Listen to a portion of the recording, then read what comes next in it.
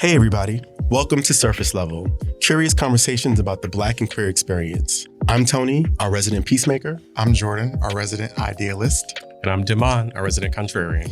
And today we're talking about white queer men and Black queer spaces. You can't come into our space and then turn off Beyonce and put on Taylor Swift. That would be crazy. Now we must fight. Am I a fetish, or are you just interested in the community? That part. Or do you just really sexualize the community? The last Poppy Juice party I went to, and it's no shade, I love Poppy Juice, have a good time every time I go, but the crowd was not predominantly us.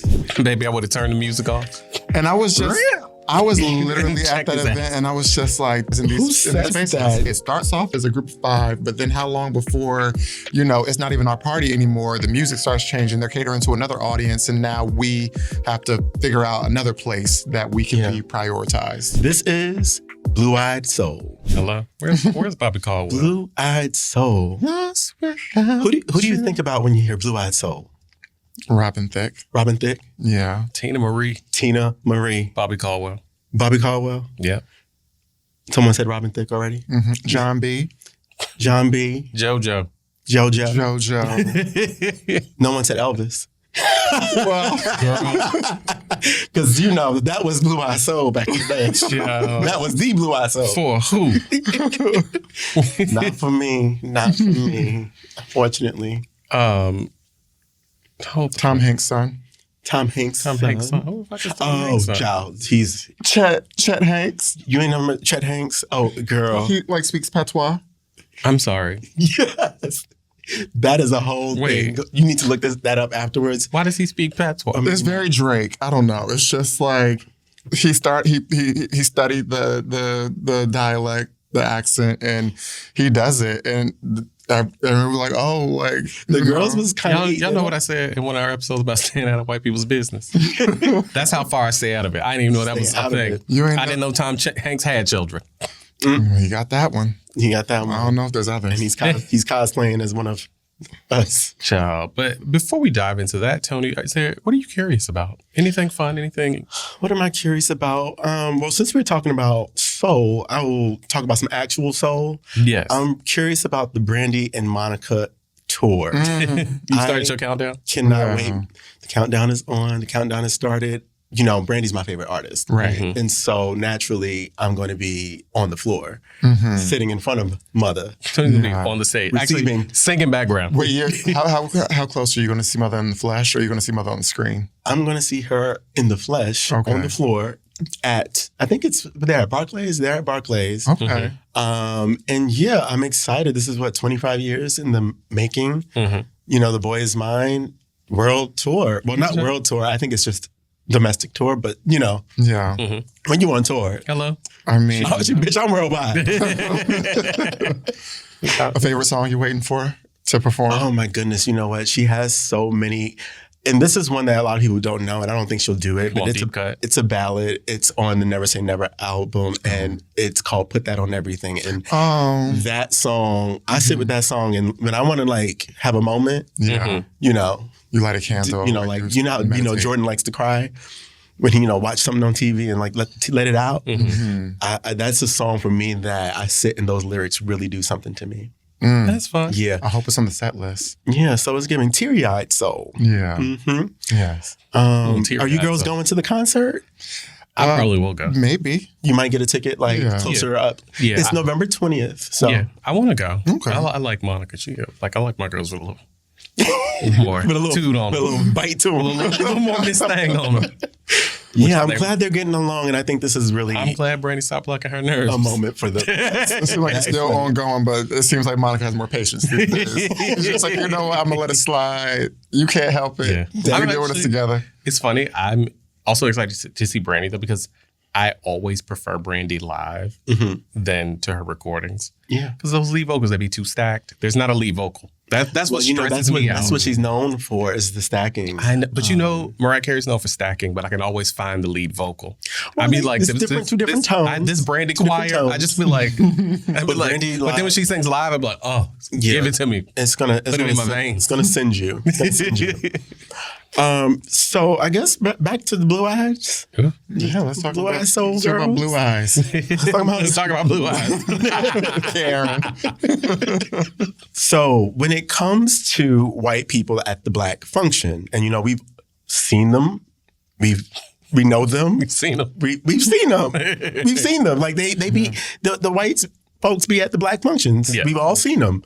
And so they pop up from time to time, and sometimes it's causing confusion, sometimes it's causing controversy, and sometimes they're actually invited, by one of y'all.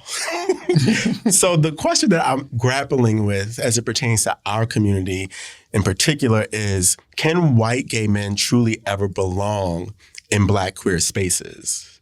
Now, this one is going to fire the girls up. Yeah. I mean, immediately hearing that, I think that you can feel welcomed.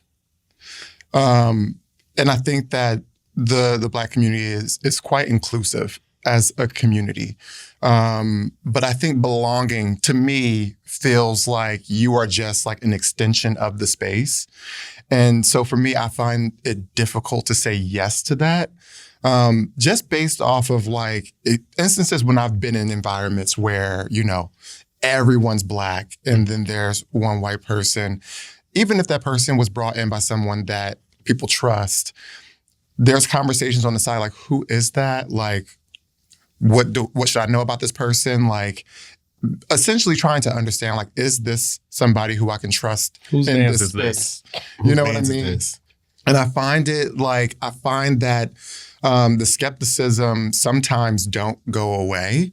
And it's just like, whatever, you'll be nice, you'll welcome, but like sometimes there's a feeling of like when the shoe is going to drop or when something is going to be said that's just kind of like, oh, I knew it. Like, you don't really like me or us. And so I think that in spaces that I've been, I feel like there's always been sort of like a little bit of just sort of hesitance on whether or not, you can really trust them in that space, because all Black spaces are like sacred, right? Like, this is where you truly feel like you can share your strong point of views. You can talk exactly how you want to talk. And sometimes you might say something about an instance that you had with a white person that wasn't positive, and you don't want to feel like you have to like censor yourself. Yeah. And so I feel like it could get, I don't know. I haven't gotten to the point where I felt like I've been in a group where it's been like an extension of an all-Black group. I've definitely been in mixed groups where everyone's belonging, but I think when it's all Black and it's, the lone white person, I find that there's always like some resistance in the group. Yeah, like when you talk about that word belonging and how it was taught to me, and I have a relationship with someone whose life's work is all about inclusion. And they talked about belonging, kind of like you said, an extension of the environment or of the space. And so when I think about belonging, I think about like being invited to the party, right? You're invited to the party, then you show up to the party, you're dancing on the dance floor. But belonging is like dancing like no one's watching. And a white gay person showing up to our Black queer spaces, they need to be always under the assumption that they're being watched. Don't be dancing around here like no one's watching. Bumping into people. Guess what? Because now I think it's on purpose. Guess what? I'm watching. I'm on your ass. So what do you think, Damon? Can they belong truly? I would disagree. Like, I think yes. And this is what I would say. I think as Black people, like there's this Audre Lorde quote that's just like, you can't undo the master's house using the master's tools. And I think Audre Lorde. Okay. And I also think about, there's a line on Duran's new album, his first song, and he goes, if you only knew the violence underwent to be this kind and to be this gentle. And I think about us having a Black experience in the history of this country. Like, I don't ever want to be a person that is like creating an environment where like I'm creating something that's unwelcoming, or I'm creating something where like I feel like I'm doing the same evil thing that's been done to me. Like, we're looking at that person because we're doing it as a reflex to how we feel white people in generally have taught us, have treated us. And for me, I'm just like, I'm trying to take people less as a monolith and more as the individual experience of what you're trying to show me. and who you are. And I think it's interesting, like a really big part of my point of view on that was actually going to an HBCU. Like we got to live in this kind of utopia for a bit where I wasn't searching for like the Black person so I could feel comfortable. I was just searching for people whom I've found valuable in my life. And I try and take that point of view into my life. And like, it's like, I don't know, like we got a white friend who she does the inviting for us and for a lot of other Black queer boys. And I would say is a part of our community. It does belong within our community. Well, that's his form of paying reparations. Well, call it what you want. Doing his part. Call it what you want, but I don't think that I look at him as an other in our community, particularly because of how he moves, how he interacts, the spaces he's invited us into, not just socially, but also like professionally. He's a teacher. I remember going to his career day, and it was and he teaches in Harlem. And it was important for him to have like Black queer boys and men like come to this career day. I guess so, because you're in Harlem. Yeah, you're teaching in Harlem. But how often students. Have you? But that's what I mean. But like that's still a thoughtful thing to do. Like how you've had career days at your school. How often have you seen a bunch of Black gay men coming to a career day at your school growing up? The gay part, yes. Yeah. Things like that are important. Like that like, and having someone who recognizes that I think is valuable. And like I'm not looking at him as like, but you don't really like I don't feel that's interesting, because I would have never thought that this would be your point of view on the topic, because there's an inside joke amongst us that Damon is the Blackest one of the three of us. And when Damon sends you an emoji, it's the Blackest version of the emoji. We're like, girl, that's not your skin tone. She said, but that's how I feel in my heart. Yes. And because the deepest form of Blackness for me is inclusivity. It is about people who recognize the core of who other people are, because I think that's what we wake up every day and we fight for. And for me, like my husband often says, like, as Black people, sometimes like we have to, or like as any marginalized group, you have to recognize who your enemies are. But no, my dad used to say like, all skin folk are kinfolk. Like everybody that look like us ain't really for us. Like there are some niggas I'm just like, I don't fuck with you. And there are a lot of white people who like, I'm not really getting down with. But I think that for me, I try and surround myself with people and experiences that are like, I don't know, much more deeper than like what I immediately just like look at and assume of folks. Yeah, I feel like for me, white gay men can be in Black gay or Black queer spaces, and they can belong in those spaces, but not without conditions. And by conditions, I mean, it kind of may have already been mentioned a little bit here, but like, you don't get to be in our space and just be willy-nilly, because it is a sacred space. So you have to, prove it. But like in ways. But is that belonging? Well, that's why I think you can. I don't know if it's belonging. It's adjacent. But isn't that what I'm saying? Because I need you. You can't. You've got to be. You've got to be someone who has done some level of like research and kind of like Damon's talking about this person who I also know who this person is. We can tell when it's genuine, when it's not, when someone is a Decepticon. We know. Yeah. And like, so we went to Howard there when there's like the white undergraduate or there was a Palestinian undergraduate and an Asian one who like is in the thing. And when somebody's in it versus like, not you. When they cosplaying. Right. And like, I even just think about the spaces, but like, isn't that just like being respectful of the people you're around? Like I think about on the inverse, like if I'm a Black person, I walk into like the honky tonk bar in some small Texas town and they're like line dancing to country music. I'm gonna jump in on this line dancing to country music because like I'm in your space, like I want to be a part of that. And in the same way that like we want people to come into our thing and acknowledge it, like you can't come into our space and then like turn off Beyonce and put on Taylor Swift. That would be crazy. Now we must fight. Like now I know that you are not who I thought you were. Now you must leave.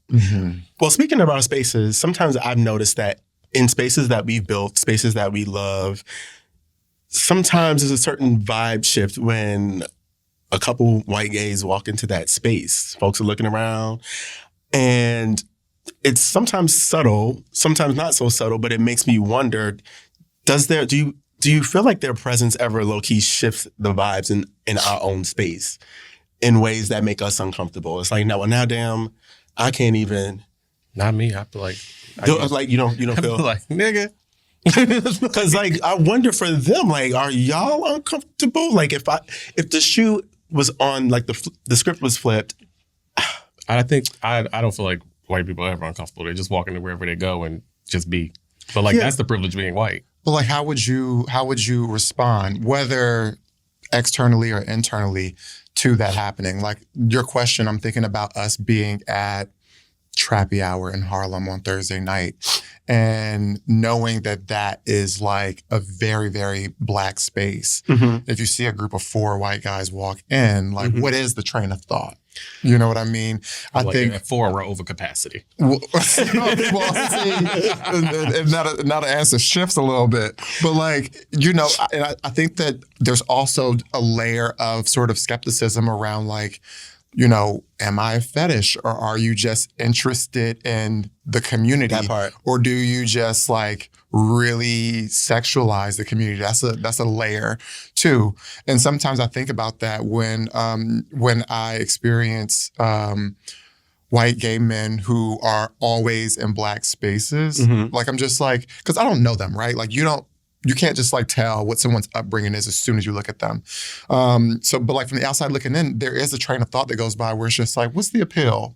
Yeah. Like what makes you feel like this is like a more comfortable space than the people that share the same, racial group as you? So I'm always kind of just like curious about that. Yeah, like when we went to Black Market, which is like basically a Black circuit party, and the first thing that we noticed when we went into the space, and that this is for us, by us, there were a gaggle of white gay guys in like one corner all together. And that, it was very glaring. And it also was like, people were like whispering like, I have an unpopular opinion. I don't think they should be here. And I've heard that like whispered a couple times throughout the night by different people that came up to me like, this don't feel right. I guess I'm having very surprising takes about this thing. Because I think people have the same conversation about Soul Summit. Mm. I did see that discourse. And I just remember leaving Soul Summit, and I'm also thinking the exact same thing about Black Market. And I was just like, I don't even remember seeing those people. I was so wrapped up in my fun.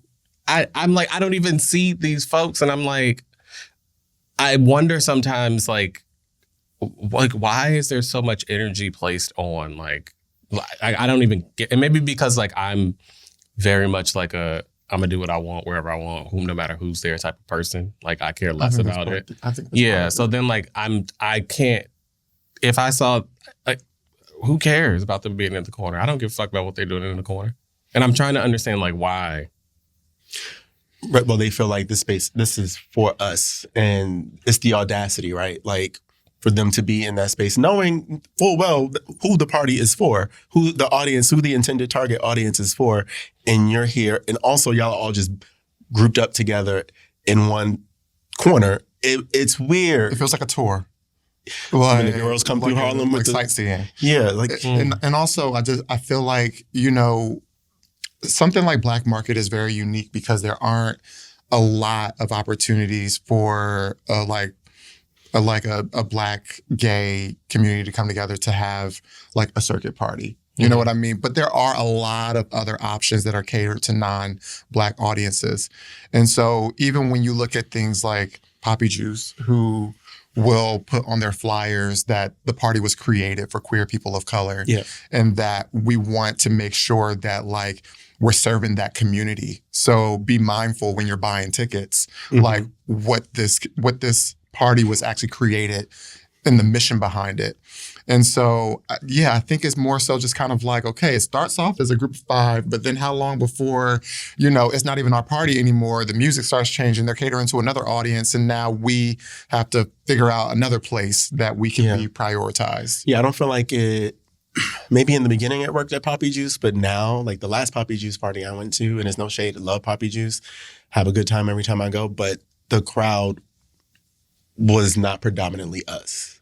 And when I say us, I mean brown and black folks in the queer space. It was mostly them and a lot of women too. I don't know if they may be lesbians, they may not, because I feel like that's a whole nother thing, is like bringing the straight girls to the gay function. Yeah, that's a separate thing, but I don't know.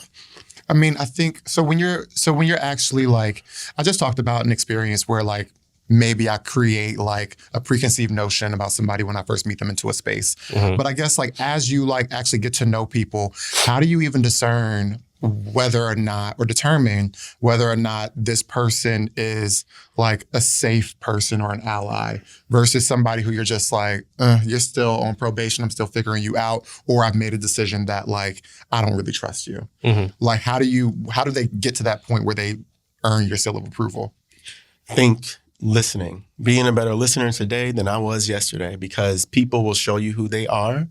And when you observe the types of things that come out of people's mouths, the rhetoric they use, the way in which when you're having conversations, how they move. It's about how you move. Yes. That I gotta get it's really. The nuance, yeah. It's the nuance. And I have I mean, you girls can tell me what you think, but I personally think I have a high level of like discernment when it comes to people, and, you know, being able to tell who's a Decepticon and who is, you know, the real deal, who's a Transformer.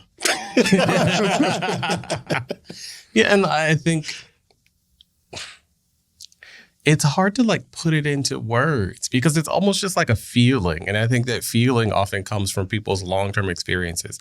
Like I think about this Asian guy that we know that we all went to Howard with. He's in my fraternity. And he's like saucy, but like he grew up in a black neighborhood in Detroit and then went to Howard because he felt comfortable around black people, and like that's worked at Ivy Park. And like that's just, that's like been a very ingrained experience to him. And like even before knowing that, I could just feel it. And I remember first time I saw him with his family, I was like, I didn't even know you knew other Asian people. Like that's what I thought in my head. And I think that was... Well, he knew you. Right. Well, I didn't know I was Asian at that point, but... a missed opportunity. Of connection. But different parts of Asia, so it's not all. Right. It's not a monolith. It's not a monolith, yeah. I'm just like Vietnam, China, different places. Gotcha. But no, I just think it's that feeling. Like I think that black people, we have like a deep rooted sense of like something ain't right. Yeah. And something is right. Mm-hmm. And I think that gut feeling about people, intuition, right? Yeah, and like that to me, like, maybe you have a more specific list, but like that's just where my head goes. What about you? I think I agree. I do think it's a feeling, and I also think it's like the micro expressions and micro actions. Yeah. Like I think that you have to sort of like understand the adjectives they use to explain certain things. You know what I mean? Like if you call somebody aggressive and they're black, you know, that's triggering to me. Even if they are aggressive, for you to not even know that you shouldn't use that word with this group, then I'm just kind of like, ooh, I don't know about this person. But then also it's kind of like, you can't go all the way on the other end of the spectrum and do like everything, dedicate your entire life to the black community. And then now you're Rachel Dolezal. And now I'm just like, well, hold on now. Like that, we're on the other end of the spectrum now. That's a little... Is she blue-eyed so? That harkens back to... she's not blue-eyed so. She started to cosplay and she grew up fake afro and got that tan. That's what's kind of like when Damon was talking about a certain person that we know that it seems like they're only in black spaces. I don't ever see them around white people. And probably just the colleagues, if they have white colleagues at the Harlem school that they teach at. We're fucking popping. I wouldn't want to be around. Sometimes it's like, I'm cool with them, but a little piece of that is still like weird to me. Like, you don't have no white friends? None? I mean, because if the shoe is on the other foot and I see a black person that's never around other black people, I'm always just kind of like, what's going on? You know what I mean? Like, what happened here? I mean, listen, if I had to choose one or the other, I'm going to choose the sauce too. So you understand Rachel Dolezal's plight? I understand her plight. I think she went around it the wrong fucking way. She didn't need the curly wig. She didn't need that curly wig and that tan. That is hilarious. She could have gone to Howard and been a cool ass white girl and been just fine. But no, I think as we think about the circles we run in, I actually think class plays a bigger role in how we define the circles that we run in, the experiences that we have. And do you all in some way think that may be a greater divide in our current climate than race? Like spaces that we choose to operate within? Like if classes? Well, I mean, I definitely feel like being like 15 years into like my career and into New York, I find that through work alone, like I'm in a lot of spaces where people are kind of like in the same space in life in terms of like they're in a major city, they make a certain amount of money. I see them all the time, whether it's at work things or like work trip things. And so naturally, like that becomes my community. But I'm thinking not like maybe not even tied directly to your work. Like just think about our friend group, like not the people we work with. Mm-hmm. Like our friends. Yeah. It's New York. There are how many millions of people here in the medium household income in New York's like $88,000, which is less. In New York. In New York. That's and we're talking about a family. We're not talking like, and if that means individuals at 40, if it's split evenly, there could be children in this home. Right. And there likely are. Yeah. Multi-generational. And like that's the reality. And like I think a lot of why the conversation now, particularly in the mayor's race, is around like affordable living, so on and so forth, which I think is super fucking important. I'm just saying that I think that the way that we sort ourselves out is a lot more centered on class in this point of our lives. I think that I think that that's a part of it. I definitely feel like a lot of people's like communities are homogenous. And I feel like, like you interact with the people that you are just like in the vicinity with. So like, I feel like, that's naturally the thing. I go to work, I go home, and I do podcast stuff. I don't really carve out a bunch of time to be in like net new spaces. Mm-hmm. And a lot of my free time is dedicated to like keeping up with existing relationships that I have. So I don't know, maybe I can do more like activities that aren't centered around what we do here in like this media space and what I do in like my marketing and entertainment space. But that's what's dominating sort of like my day to day. You know, this makes me think of like how the conversation around success and making a certain level of money and the type of folks that we end up being around, like the environments that we're around because of that and the dating pool, right? And I don't think any of us have dated a white guy before, right? No. And so that just made me think about that because, I don't know, it's just a random thought that came up. It's just like, that has not impacted who we've dated in terms of the proximity to whiteness and then those spaces. And, you know, that hasn't been something for us, but that is definitely something that we've noticed at large in the community where Black successful gay guys end up with white men. Yeah, I mean, I was getting to know a white guy, but this is also somebody who was present in predominantly Black spaces. And so I felt a sense of comfort that they kind of understood what like the priorities for Black people or what's keeping Black people awake, like that they knew those things and that those things didn't have to be like taught. So I feel like that helped. It didn't really go like far. But yeah, otherwise, I think dating wise, I date within the culture. It just feels a little bit more comfortable and I feel like I can be a little bit more intimate because there's this innate understanding. Yeah.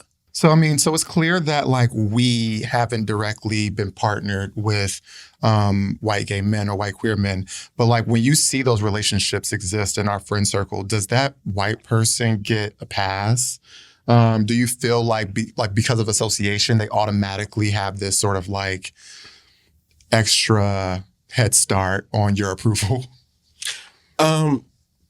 Probably. Yeah. Probably a head start, not a pass. You know what I'm saying? a head start, because if you're with someone who I know, I'm going to, imagine that the person that I know has done their due diligence and is not with some crazy white man that's going to be in here, doing the race play? Yeah. So I think that for me, and this may not be like, right or politically correct, but like that to me would make me a little bit more comfortable, because it's like you're coaxing me. You like lubed me up now because I know this person here, so I'm already 1 foot in, but I still got that 1 foot out just in case. Wait, no, you had to know. Because it does, sometimes we have blind spots, right? Yeah. We all have blind spots, and so I may notice something that my friend has not noticed about their partner, and the type of bitches we are, we're going to say something. Not necessarily to the person, we're going to say it to our friend. And just because I got to have the conversation. We may agree to disagree, and then that way I know I'm not going, that area, I'm just going to mind my Black business and not get in white people's business with my Black friend. But yeah, I don't know if it's you don't get a pass, Jordan. Okay, no pass. I think I know what Damon is going to say. I don't know. You don't even know. I don't even know. Because she been surprising me. I don't know. I just don't feel like people my friends date immediately, like, and this goes for a lot of them, it makes me immediately go, that person may be cool. I may not like that person, no matter if they purple, green, black, blue, or yellow. And I just think that some of our friends have dated some awesome people. Some of our friends dated some nut jobs. I've dated some fucking terrible people. Right, so like that, I'm just like, who we date sometimes don't always mean that we making the right decisions for anything. So that ain't the cosign. I think because you dating, you can get wrapped up in some. People get dizzy when they get into a relationship, right? And now you regardless. You're just like, because they doing the lights coming down, and now giving girl, were you digmatized? Hello, sometimes. And now I got to sit you down. I was in a dark place. So yeah, like you would like. I'm probably more open, I think, sometimes when people bring new friends around, because I think in the friend space sometimes like there's less of that like frosty new dating thing where like you think this person's so perfect, and I think maybe then I would like, I'm generally just more open to people in this space in my life. But maybe then that would make me feel more open. But the dating child, like, sometimes the girls be making terrible dating decisions. That's the thing. Even the ones who have really good discernment otherwise. But I think it counts for something. Like, I think that for the most part, my friends are smart. I feel like they do their due diligence to like check people out. And so I may be like very anti like something, not even just talking about this specific topic, but like if the friend is doing it, I'm just like, like maybe I'm missing something. You know what I mean? Like I'll give my friend the benefit of the doubt, I think, for sure. Well, but when it comes to sort of like in our immediate circles, right? And the white gay friends that we do have, do we feel like when it comes to allyship that we're holding them accountable to actually respecting the history, actually doing the work? Or does it feel like we kind of give them, like, because they're in our circle, we may some things may slide under the rug.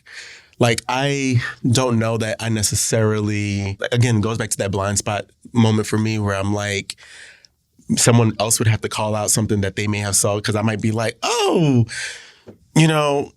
Cody is amazing. I don't, and because I know Cody so well, there are in the way that I engage with him, because we have a history and I'm comfortable with him, things might slip that I am like, oh, I didn't realize that, Cody got comfortable. Are we doing that work? Are we actually holding these folks? Oh yeah, I don't let people get comfortable around me. Like, how do you broach that? I want to check people if they say something crazy. Just be like, nah. Like in the moment? Yes, right here, right now. We gonna lay it down on that. Lay it down, or just like I've also created an environment. How do you do that without it feeling like? I will also say that I've created an environment with the people that I know from different experiences, where like they are open to conversation. Like this white Jewish girl that I worked with for years came to see us at Moby Talks in DC. Mm-hmm. I'm sure she was the sole white Jewish girl in that audience. Mm-hmm. She listened to our show. Mm-hmm. She it's always just like, hey, this made me think about something, or I had this experience, or like, can you go into that more? And like, I've created an environment where like we're having real conversation. So it's not just like you did your like Black Research 101 and mm-hmm. now you just left to your own devices. Yeah. So I think that one is something that's important. I also think that two, the people who I interact with are also kind of doing some of that work themselves. It's funny, we were talking about Poppy Juice, one of our friends that goes, and I remember like when he and I first started to hang out, Poppy Juice was like coming up. I was like, oh, I think I'm gonna go Poppy Juice. I was like, are you gonna get a ticket? And I remember him saying, he was like, well, actually I only go if my friend who's a Black trans woman, he was like, if I can get onto her list. Because he was like, I don't want to take a ticket from someone like who could buy or be gifted one or whatever in the community that this is targeted for. Yeah. And that was him saying, like, his rule, him unprompted, not me coaching or teaching or any of the things. And that's what I mean by like someone being thoughtful. Yeah, I was like, I knew when my spirit said you were okay, I knew there was a reason. And now you're showing me that thing. Right. And it makes it easier, like when you're dealing with somebody like that who is thoughtful, it makes it easier to address things that may be uncomfortable in the moment.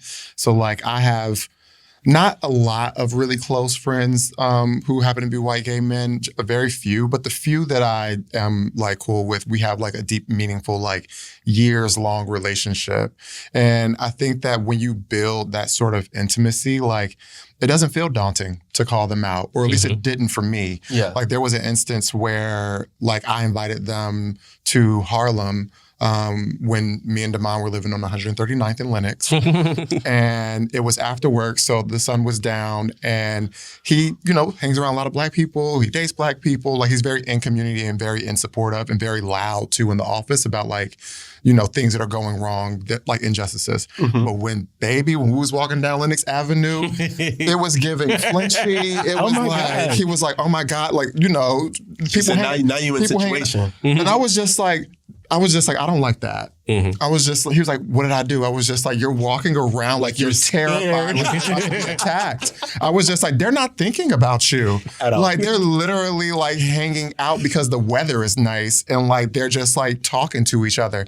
I'm like, they're not about to come over here and like knock you out.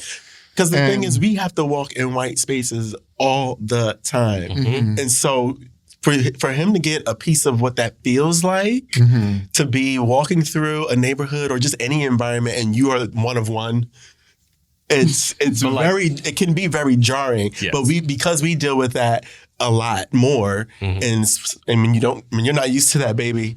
No, but you deal with it, but you're expected to act normal. Right. You can't go to work and be like, girl, what are y'all doing here? Exactly. Like you need to, the same way when I sashay through the West Village or into my office or wherever we're going, that's how you need to act when you're uptown or you're deep in Brooklyn or wherever you are. Right. I mean, that's wow. I did go to like a white gay like party, and I was given. My girl. What did you think? No, it was just they're gonna sacrifice me. I felt very judged. But did you feel sexualized? I felt very like, who invited the Black person? Mm-hmm. Somebody from work invited me. It was a Hamptons type of crew. Wait, so this wasn't a gay environment. This was a house party in Soho. Okay, very lovely house, and it was. Like a white gay guy from work invited me to it. Yeah. And I went to it and I was just like, ooh, people are looking at me. It's given like, who is he? Who's plus one is this? When you eventually spoke to people, do you feel like it was that same energy, or were you in your own head? I had a conversation with somebody and we were just talking, and I didn't even know that he was interested in me. But like, you know, the thing that people in New York do, they might not ask you what you do, but they will ask you where you live. So they can kind of understand your socioeconomical situation. I told this guy, he was like, oh, like what part of the city do you live in? I was like, oh, I live in Harlem. And he was just like, oh, we're not geographically compatible. Oh. And I was just like, I didn't even know we were trying to like find a compatibility. I was just like having a conversation with you. Was it given like this would be a long distance thing, or was it given like you're poor and black? It was given he lives in like maybe like the financial district or something like that, and like Harlem is not convenient enough for him. But like geographically incompatible. I'm assuming it's right. I'm assuming that it's like that, but it's you know, it could have been something else. You know, people like to use flowery language. But the part that made it the worst, actually, though, is that he had done so much coke that night that he actually came up to me later in the night talking again and was just like, oh, what part of the city do you live in? And I was just like, I live in Harlem. She was fired up. He was just like, oh, we're not geographically compatible. I was like, you already told me that. Wait, like, came to you and said the same thing twice. He forgot. Baby, I would have turned the music off. And I was just... I was literally at that event and I was just like, this is why, like, I stay away from people's business. This is why I don't socialize in these spaces. That geographically compatible is, I mean, that maybe that's not, what do they call how white people talk? If it's not AAVE, I don't know, like that word is, that sort of phrasing it can mean a lot of different things. I really also think it's a function of class. Well, yeah, they were very rich and snobby. Like I keep thinking, I think a lot about. Did you all see Origin, the Ava DuVernay movie that Anjanou Ellis is in? I don't think I watched that yet. It's based on this book called Caste, and it's interesting. It talks about like how the true divide, the oldest divides in the world, are not about race or gender. It's really about caste, and it's a version of class, and it's an interesting concept.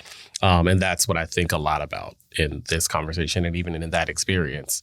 It's just like the very snobby, snooty, like, so like that's how I felt going to I hate the Hamptons. And not even because like anybody was like a bitch to me. It's just, there's very much a funny to see you here energy when you go places in the Hamptons. It just woke it up. Hit me. She said one thing before we get out of here. Because this sort of grinds my gears. And this is a whole nother can of worms, but I'm going to say it. But there are some of our black friends who live for and thrive for white spaces. And, I remember. Baby, it really bothers me because of how they show up in black spaces, how they may not show up in black spaces, how they show up on their social media. And the social media is highly publicized with them in their white spaces and not them in any black spaces. And I don't know where we're at right now. Stuff like that I know where we are. I just got there. Stuff like that is really problematic to me. Listen, but no, my dad used to say like, all skin folk are kinfolk. Like everybody that look like us ain't really for us. And I believe that. And it's one of the reasons why I'm just like, there are certain people who happen to be white who I fuck with harder. I remember I'm in New York City Gay Men's Chorus. There's this dark-skinned black boy. And I remember one time, because we were talking and he was just like, yeah, I'm basically like an Uncle Tom. Oh. He used the word. And the spirit almost flew out of my body. And I was just like. Was that a joke? He said that joke before. Yes, but like thought it was okay to say this joke because he mainly is around white guys. He mainly dates white men, lives in a white neighborhood. And I was just like. The joke around white guys. Probably this one, because no one just says that. You have to have said that before. Yes, and with a smile on his face, with a grinning and skinning. I was just like, no, you done lost your damn mind. Which is why I go back to my original point at the top of this episode that I will fuck with people who I want to fuck with, and the deeper I get into this thing called life, the more I live. It ain't always just about what we look like on the outside. No. I mean, there are a lot of white people who have integrated into Black spaces respectfully and intentionally. And a lot who haven't. Take your ass back to where the fuck you came out of. And at some point, they have become the fabric of our community. Bitch. Not the fabric. No, you gonna get dragged like our uncle did. Don't fabric. You do that. Cheap linens. Well, that's all the time we have this week. Enough of that blue-eyed soul. Soulless, dark-sided. Thank you all so much for joining us. Surface Level is produced by Taylor Hosking and edited by Drew Brown. Our social media producer is Demetrius Spidel. Our chief of staff is Kashif Wright. And if you've enjoyed this episode, let's keep the conversation going. Let us know your thoughts and questions at surfacelevelpodcast.com. And remember, stay black. Stay black. And remember, stay curious.